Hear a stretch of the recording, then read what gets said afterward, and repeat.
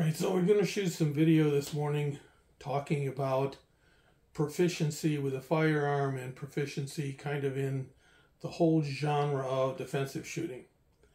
So for me today, we're going to start with a definition. We're going to walk through the foundational instruction that we all took and gave in FDP. We'll talk about handguns a bit and what proficiency means for that, as well as other equipment, legal aspects, situational awareness, along with mindset, manipulation of your firearm, and marksmanship. We'll add to that whether they can actually run their gun. We'll talk about shooting fundamentals, follow-on training, medical training, consistent practice, and defensive shooting, a specific defensive shooting drill. The idea behind all of this is that when we as instructors look in the mirror and say, yep, we're proficient, or when we talk to our students and say, well, how are you doing? How are they evaluating themselves? So this is kind of a walk-through, broad stroke kind of evaluation on overall proficiency of a defensive shooter. All right, so with that, we're just going to roll through a couple slides here. You'll have the pleasure of seeing my shiny face and hearing my thoughts on each individual slide. So here we go. So the idea of proficiency is a lot deeper than how quick can you do a drill.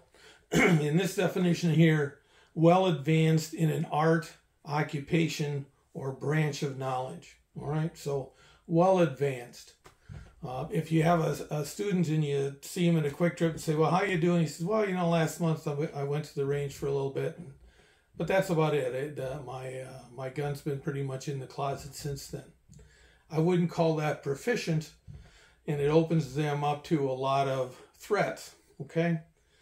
If, however, they say, you know, I've been able to get out a couple times this month, gone through 100 rounds or so, my times are coming down, my holster work is coming, then I would assume that they're on their way to a better understanding, better use of the defensive arm, the firearm.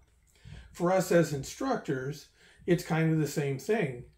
If we as instructors aren't going to the range, if we aren't keeping up on reading, if we aren't doing anything to better ourselves in our craft, then we're kind of in the same boat as they are. And proficiency, you know, the old saying, if you don't use it, you lose it, that's just a fact, okay? It's just a fact. So, well advanced in an art, occupation, or branch of knowledge. That's what we're shooting for when we say the words, when we say the words, we're proficient, or we ask the words, well, how are you doing? All right? So let's keep drilling down on this. Let's kind of remind ourselves what we go through in the FDP course and knowledge we're trying to pass out. We talk about different types of handguns. We talked about the equipment that goes along with that. Holsters, belts, clothing, that kind of thing.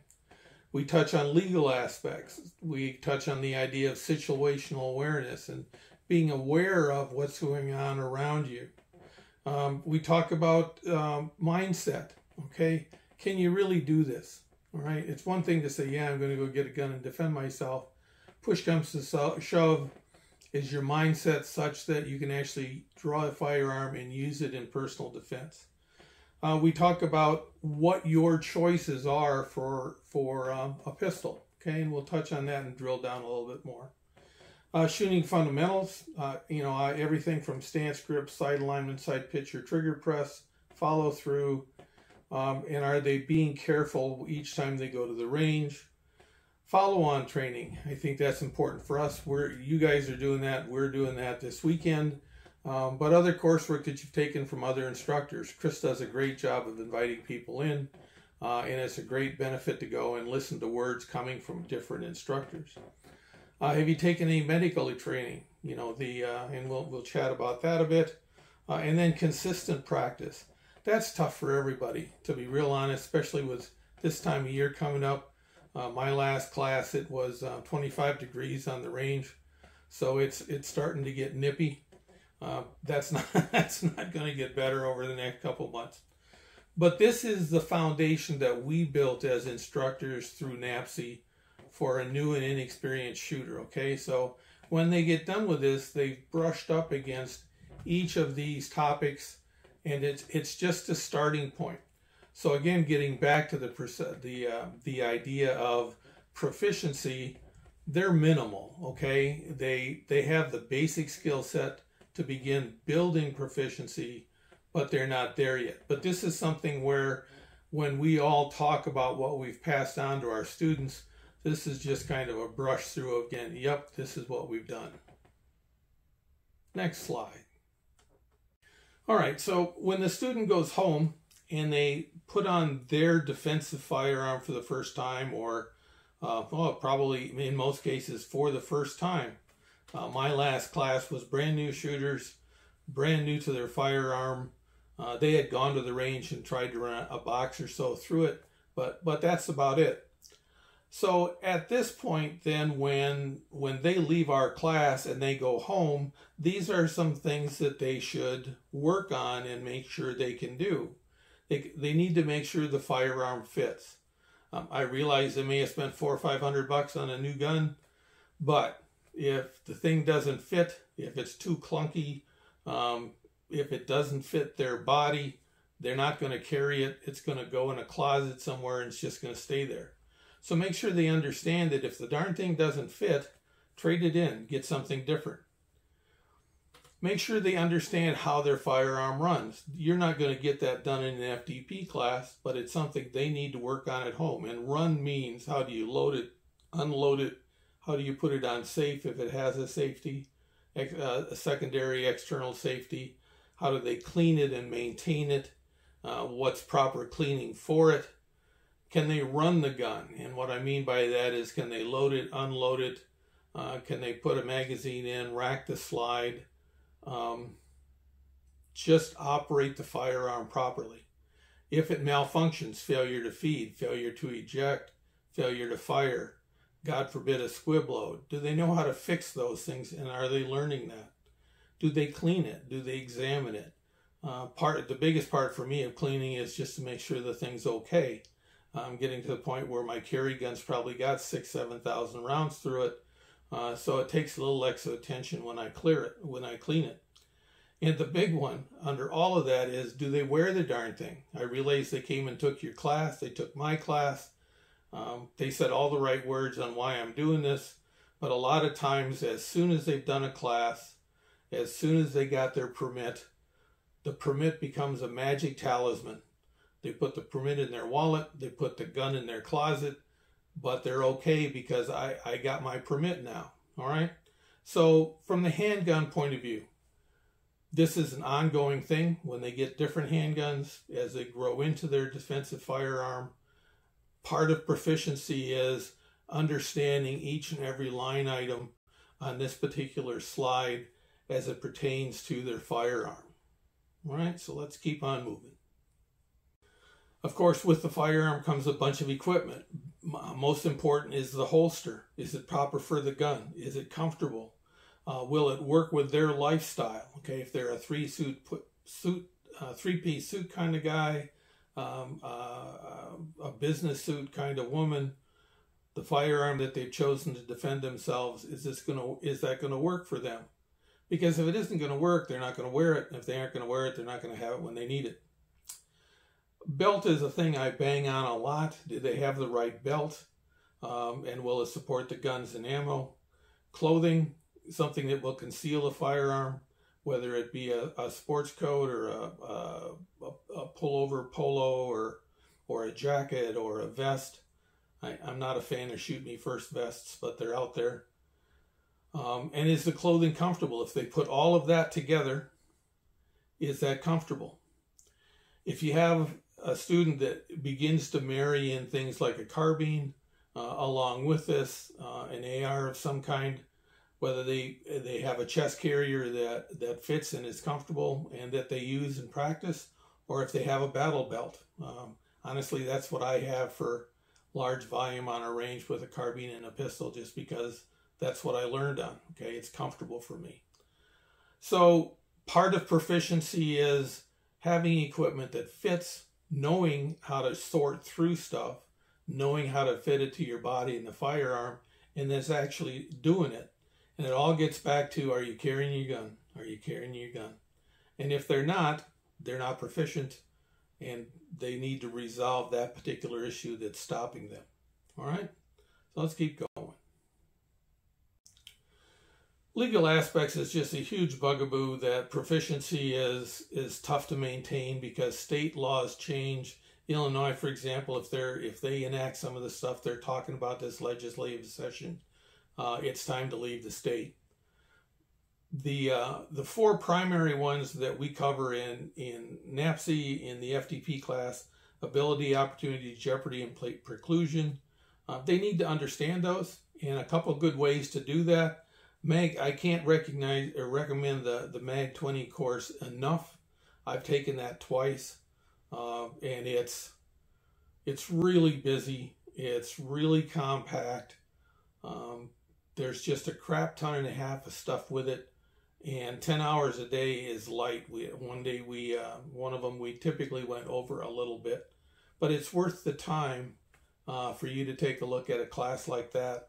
His book, Masab Ayub's book, is excellent. Andrew Bianca, he's got a good book out too. He's a tough guy to take in video or in person, but he writes some really good stuff. In the old-fashioned stuff from Jeff Cooper, there's excellent stuff there. And I'm a fan of gun sight classes, to be honest. I've taken a couple of them. I like them. Good instructors, good material, that kind of stuff. But just as important of having as in having a good holster for your firearm, you also need to have a good understanding of where you are. That's part of proficiency. If your students are just going to the range making holes in targets, after they take their gun out of their carrying case that they bought it in, they're missing out, and proficiency is not happening with them. So make sure they spend some time, ongoing time, on legal aspects as well. Situational awareness with day-to-day life is just a habit that needs to be built. This time of year, lots of things going on in malls. You know, everything from a person trying to lift a purse to just trying to plot the right way through traffic sometimes. It's not a bad idea to remind them if you catch up with them on the range. Are you paying attention to what's going on around you? And of course, Cooper's is the white, yellow, orange, and red. And the NRA is unaware, aware, alert, and alarm. Basically, and under all that, part of proficiency is paying attention. Okay, you can hit the X-ring every time from 25 yards on the range. But if that translates to absolutely nothing as far as keeping track of how safe your individual body is as you're moving through the street. So I push on students a lot. Pay attention, okay? Pay attention to what's going on around you. As I've said a couple times before, I'm a fan of gun sight classes, and they have what they call the combat triad: mindset, manipulation, and marksmanship. You need to be able to be proficient in all three before your head's really in the game for a defensive firearm and carrying every day. So first question is their head really in the game? All right. So why did they take your class? I guess that's the thing to ask them. Why are you here? Okay. If it's just to get a permit and stick a gun in the closet, fine. I'll do my best while they're in the class, but they need to understand by the end of FDP or whatever class you're teaching them, it's deeper than that. Okay. Are they serious about their personal defense? There are very few people that are, and honestly, a lot of the officers I work with locally here, they really know in their heart nothing's ever going to happen to them. They know that. Okay, so they're sloppy about going to the range. They'll usually do 150, maybe 200 rounds a year at the range. So if that's the mindset of professional law enforcement officers. We need to be just aware with the individual civilians, brand new, inexperienced shooters that we're training, that serious stuff here, okay? Do you carry every day, everywhere you can legally? That goes for us instructors as well. It's tough to teach it if you don't do it. I realize a lot of people are working in areas where you can't carry a firearm. I get that. But the carrying every day, everywhere you can legally is an important part about proficiency. You can't be proficient in defending yourself if you don't have the frickin' firearm on your body. Do you carry at home? Okay. Everybody seems to think that home is safe. Depends on where you live. Sometimes, most of the time, thankfully in America, most of the time your home is safe. Not necessarily though. If I have friends who have a daughter that, in fact, I have a cousin who has a daughter they both live in downtown Chicago. That's a holy crap situation for me. I don't think I could get ever used to that anymore as far as feeling safe. So if you don't carry at home and a couple of guys come through the front door, you can't raise your hand and say, hang on a minute, I got to go get my gun. I like what I call the pogo method: pants on, pants off, gun off. That's pretty much how I run my life, and it works. And so then when I have a grandkid come over, I don't have to worry about, is the gun in the safe? I got it on me. I know where it is. Along with mindset, have they chewed in their head on the whole idea of, are they willing to take a life? Because that's a big thing. If you have somebody bearing down on you and you draw your firearm, and then at that point you kind of start thinking about it, too late. Okay, too late. And are they in it? Okay, are they willing to prevail? Are they in it or not? And that's hard to do in an 8-hour class with FDP. It's hard to do when you add the essentials class to it as well. You have more time to talk with them, but the rubber really hits the road when they go to the range and they work on their own scenarios and they work with their whatever drills they're doing. Okay. Along with that, can they run their gun? Have they put enough rounds down range so they've experienced malfunctions? Or have they bought dummy ammunition so they can force malfunctions? Do they have a training partner that can mess things up while they're shooting? All of those things are important to proficiency. I would bet 95% of shooters don't do that. I'd like to think that we're working on people that are past that. I'd like to see them slide into the top 5% where, hell yeah, I run failure drills every time I go to the range, kind of thing. Are they accurate and precise? What's the old Earp saying? Fast is fine, accuracy is final. Difference between precision and accuracy. Accuracy, the round goes where you want. Precision, the gun puts the round in the same place each time. And the two together give you a formidable defensive system. But unless they're doing these things, unless they're carrying their gun, unless they have their gun on them at home, unless they take it serious, very difficult for them to be quote unquote proficient with their firearm. All right. So mindset, manipulation, and marksmanship, those three things are like I said, Gunset Sight calls them the combat triad, but they are the three stools of a proficient shooter. When they get to their individual personal defensive firearm, all right, I have one, all right, that I carry. It's the one I brought to all the classes down in Missouri. It's the Glock 17. I have a backup Glock 17 that's exactly the same front sight, same rear sight. So the touch and feel is exactly the same, all right. Going back to all the way back to when they first bought their firearm, does it fit their hand? My last student is, he's the son of my barber. And my barber, you sit in his barber chair and you're surrounded by firearms. So I bought a fair amount of guns from Larry. And he, of course, bought a gun. His son went through him to buy his gun. Larry likes tricky stuff, okay? Laser sights and backup flashlights on guns and all sorts of stuff on, I call it flashy stuff. So, of course, he bought that. He encouraged his son to buy the same kind of firearm. Well, the kid's already on to another one with a different type of finish, yada, yada, yada, but he's not carrying. So if we go all the way back to pick a gun, carry it for a year at least before you make any big decisions, unless there's really a problem with it. Is it comfortable to wear? What are they using for ammunition? And you can talk about that with them.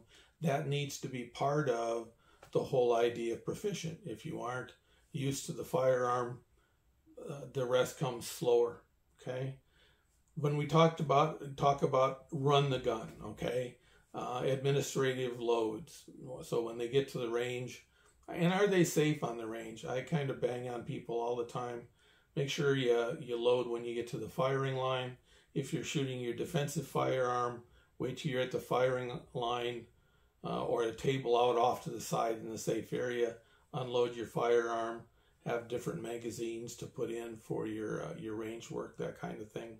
Can they do an emergency reload? The clock goes click. The gun goes click rather than bang. Can they actually do a reload in a reasonable time? Tactical reloads, I teach those.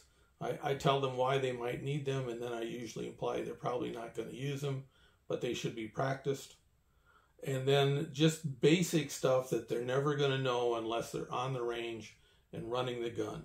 Do they know when it's empty? Do you know what kind of failure you had? Tough one is a squib load. I've had 3 or 4 or 5 of them in my lifetime. Obviously, your best solution to clear that is draw your backup gun while you're hauling ass, because you ain't going to fix that gun while you're addressing a threat. And then can they clear the malfunctions, the failure to feed, failure to eject, double feed, an empty gun? Can they fix those things without thinking about it? I go back to that one video of a female cop. She piles out of her car. She engages a threat that's shooting at her. She has a failure to fire, and her hands just run. So probably a second and a half to slap the magazine, rack the slide, and re-engage. Can they do that? Okay, that's all part of proficiency. If they can't do these things, they're not proficient with their firearm, and having a really great target, slow fired from 10 yards, is meaningless unless they get to this point. All right, so work with their individual defensive firearm. So shooting fundamentals. The tool I'm using here to build these videos for the PowerPoint, your cell phone is a great tool on the range to go out and film yourself while you're doing a drill set. What's your stance look like? Are you building it from the ground up? What's your grip look like? How does it look when you drive to the threat? What's your draw look like? How about reholstering after your engagement? Sight alignment, sight picture is going to bubble out when you look at the accuracy and precision of the round. The trigger press, you can watch your finger in a video to see what that looks like. Is it nice and smooth, or is it jerky? That kind of thing.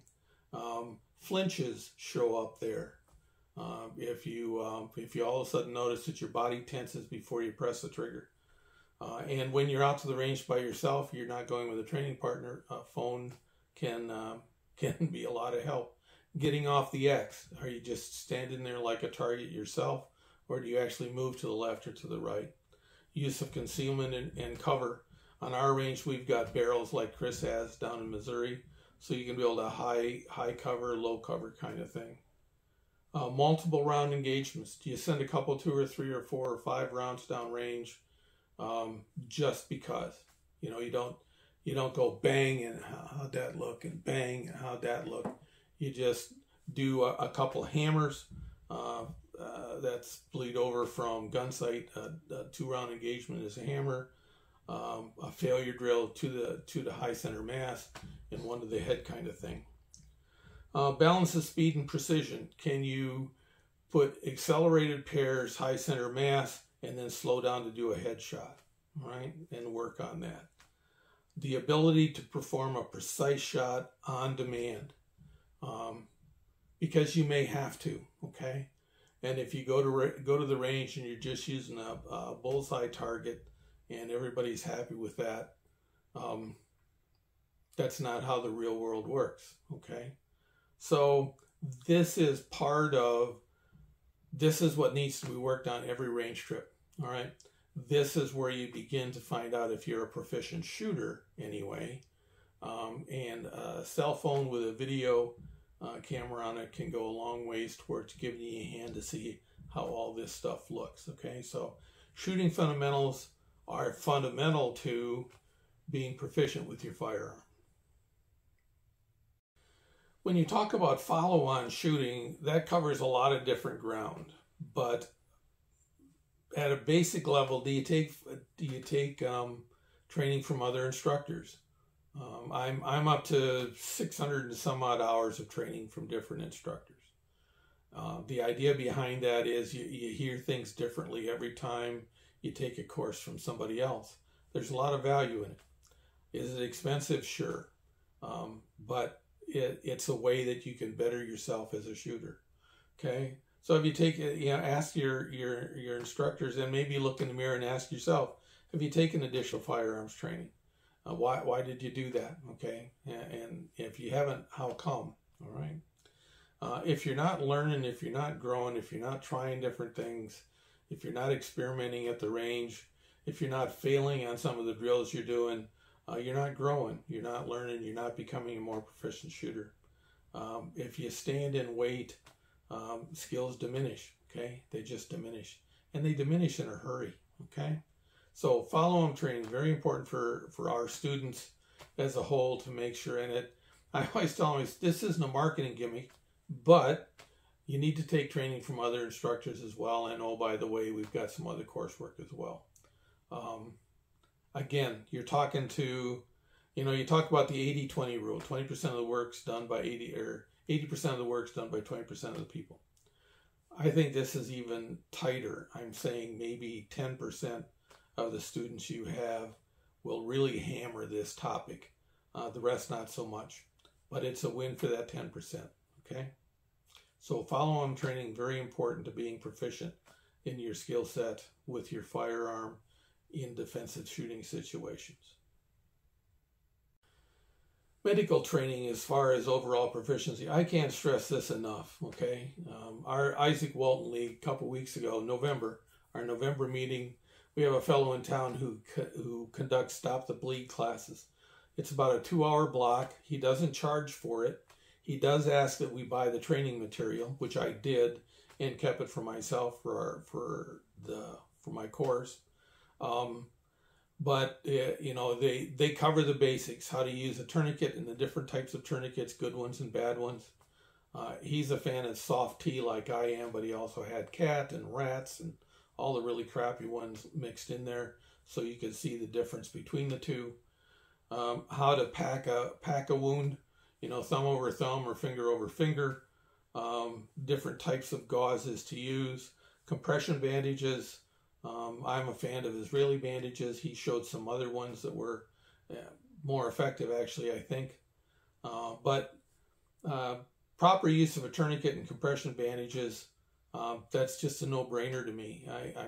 I hate to see a guy on the range without a blowout kit with him. I don't like it, and I really stress it to our students to make sure they take it. A basic first aid class. I like the Red Cross one. It's been a couple years since I've taken a refresher, but it's a one-day deal. Teach you everything from a recovery position to CPR, how to use AEDs, all of that. I don't know. You go back and forth. Are you ever going to need that stuff? Well, chances are, realistically, probably not. But man, if you need them, you're just completely screwed if you don't have the training. Another one that I like of theirs, much more in-depth, is their wilderness first aid. A lot of that depends on the instructor, but that's usually a 3-day class at a campground somewhere, and they'll do exfiltration of a wounded person, an injured person, that kind of stuff. Well worth your time. And the last one is carry your tourniquet and a compression bandage on you, okay? There's a bunch of ways to do that, all the way from things that go in your gun belt to if you've got a cargo pocket, on your pants, stick a tourniquet and a compression bandage in there. A lot of ways to do that.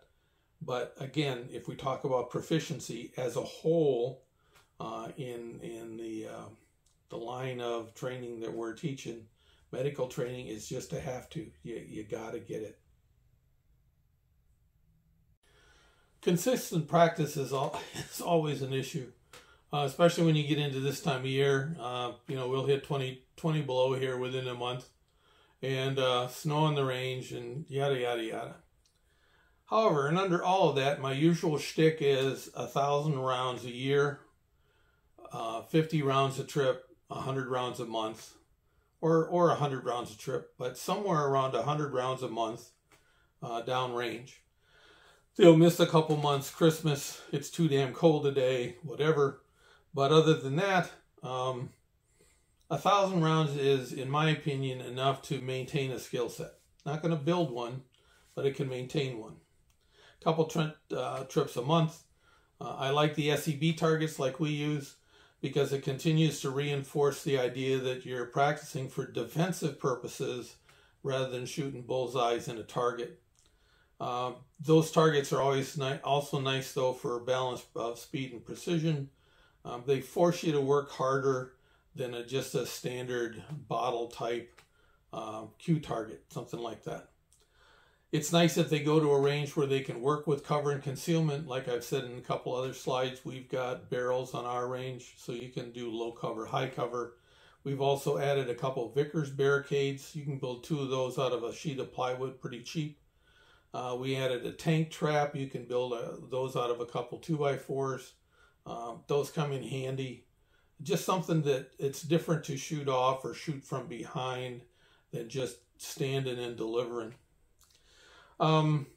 If you have a customer that transitions between carbine to handgun, when I work on that, I have a separate target that I shoot the carbine on. I usually do a single round engagement and then transition to a handgun to complete the actual drill that I'm working on. And then under all of that, I really stress documenting the range trip. The upper right hand corner of all my targets, I date it.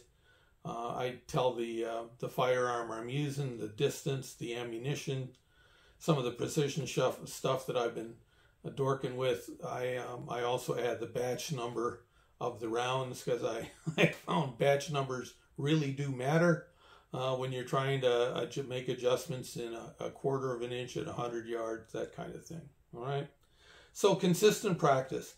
It all goes towards proficiency. You can't be proficient if you don't go to the range in a consistent manner, and skill sets diminish really quick. So when you're working with students, make sure that they understand they need to get to the range 1 or 2 times a month to do some good work.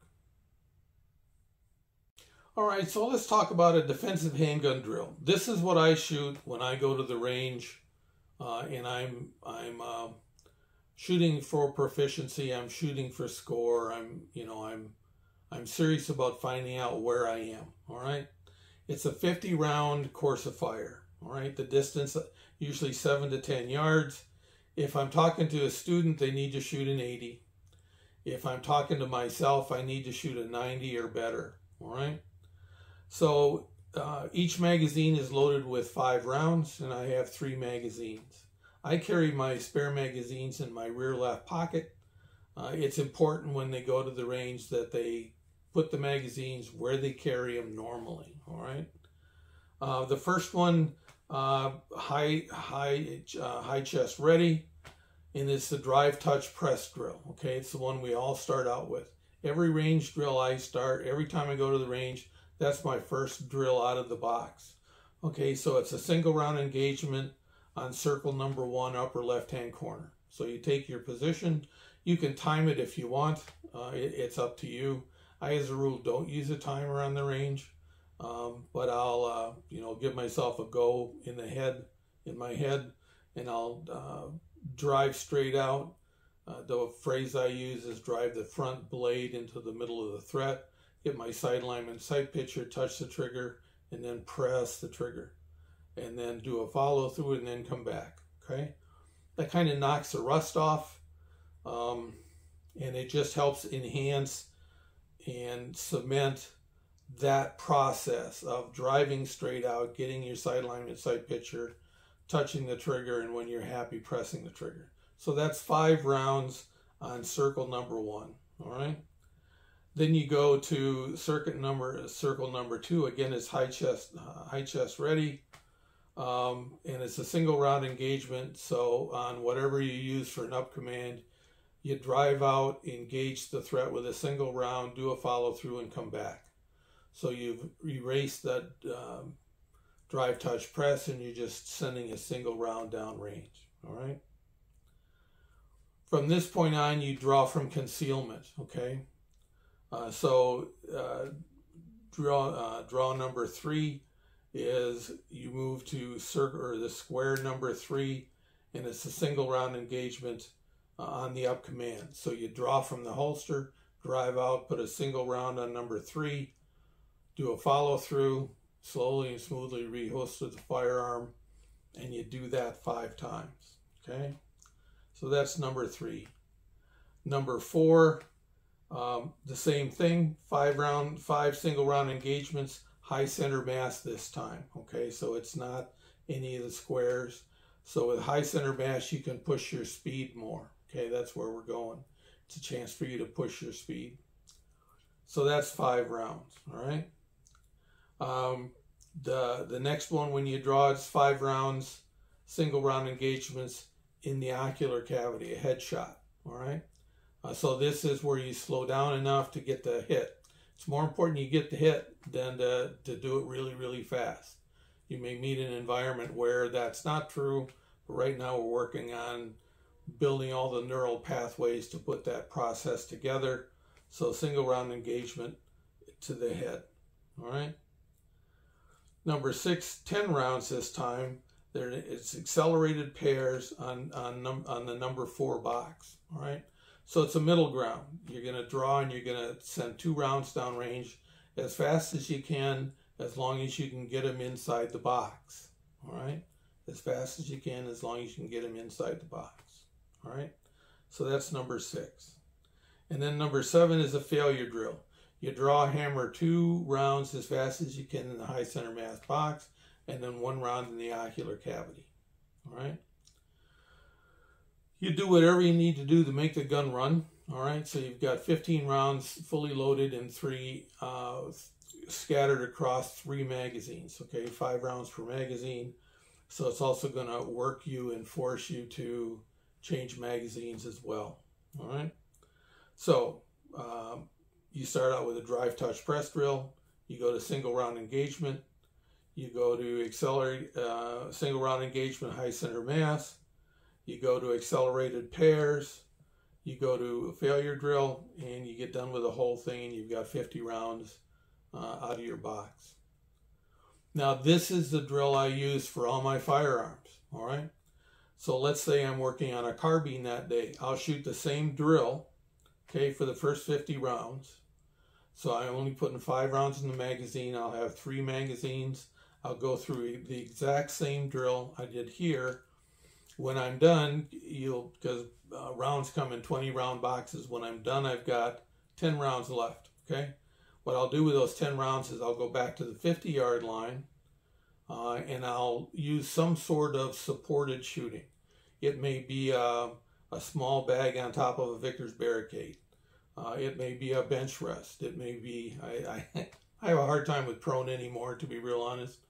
It may be a small bag on top of a barrel, but it will be supported, and it'll be a single round engagement in the pelvic girdle. All right. And so I'll take the position 10 times. All right. I don't get in position and send 10 rounds downrange. I get into position, send a single round, get back to a starting point. I'll move to the position, build the position, and do it again. So this thing works really well for defensive carbine as well. If you want to run them together, you could have 2 targets on two SEB targets, one for your pistol, one for your carbine, if you want to do that. I also take it a step farther. This is the same drill I run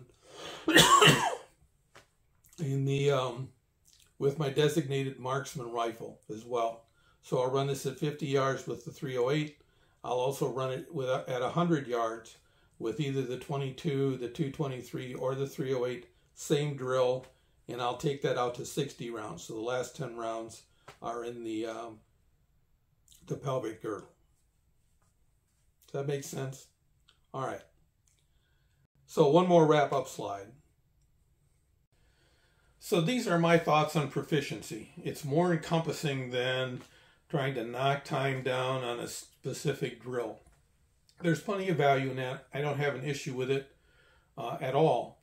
But I think it's important for us as instructors and for us to impress on students that there are a lot of bits and pieces to this whole puzzle that we've defined as defensive shooting.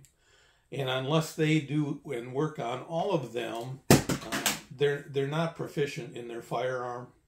They're not proficient in their drill set. And it could well bite them in the ass. All right? So, thanks for listening. Sorry I didn't come this weekend. I called Chris the other day, and I'm not sure what's going on, but honest to goodness, I'm just out of gas. I'm just out of gas. And the thought of the drive and all of that is just, I'm just out of gas. So we'll see if spring fixes all of that when the warm weather comes around. Until then, these are my thoughts when I talk about proficiency. Hopefully there's some nugget in there for you. Enjoy your weekend, and we'll talk to you later. Have a good one.